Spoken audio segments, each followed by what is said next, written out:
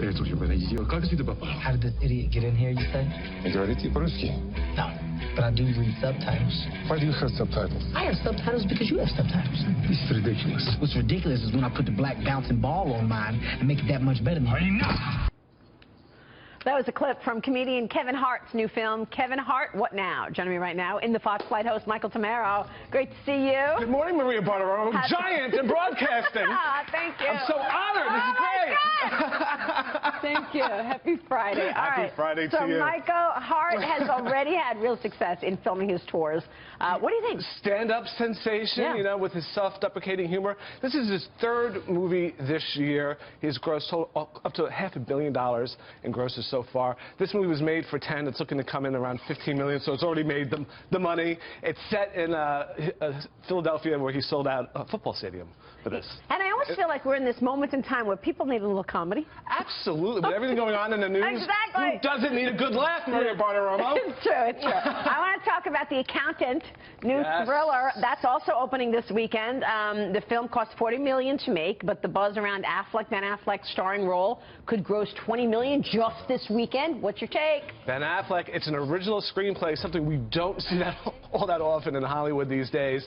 You know, the reviews are sort of, mediocre. Oh, really? At best. It'll do fine. It'll do fine. It's a good story, though. He plays an accountant who's autistic, who also has a penchant for vigilantism. So, where they go with that? Wow, and he's got all the vigilante clients. All right, and then we've got Max Steel. This is a sci-fi film based on the Mattel toy action figures. Not that much buzz about this one. What do you think? No buzz at all. It's probably going to come in around $4 million for the weekend at number 3.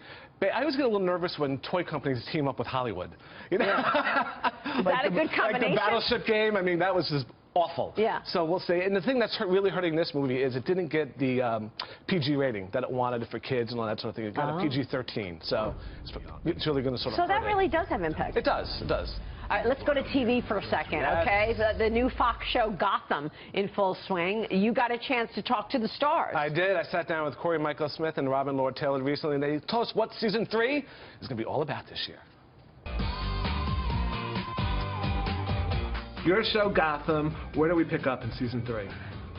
Well, we fast-forwarded about 6 months. I personally am still in Arkham Asylum.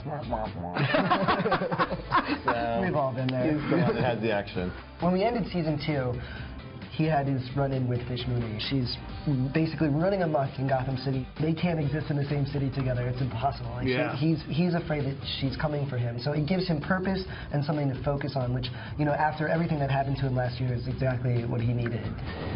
Make your next decision very carefully.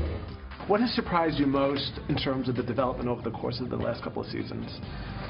They really embodied all the qualities that Ed thought was outside of himself, all these darker personality traits. This person was outside of myself telling me that I could do these things, you know, and then learning to embrace that that person is me, and becoming whole because of that. That was a really exciting comic booky way of developing Edward into a more whole person. The way our writers have created these characters that, you know, on the surface could look very two-dimensional. I mean, but finding like the capacity for humanity within these iconic characters is always continually exciting and, yeah, surprising to me. I mean, it's just, whenever I think the character can't get any more complex, a new story comes in that just, like, you know, blows my mind, and it changes some of my, you know, some of my preconceptions about the character, you know, and so I'm like discovering it just as everyone else is. Catch Gotham Monday nights only on Fox. That was good. That was really good. And they're so good. I've been interviewing since the show started when no one knew who they are. They're so down to earth and they're so committed to their craft. Love it. We'll watch it Monday on Fox. Michael, good to see you. Good to see you. Have a great weekend. You too. Michael Tammero.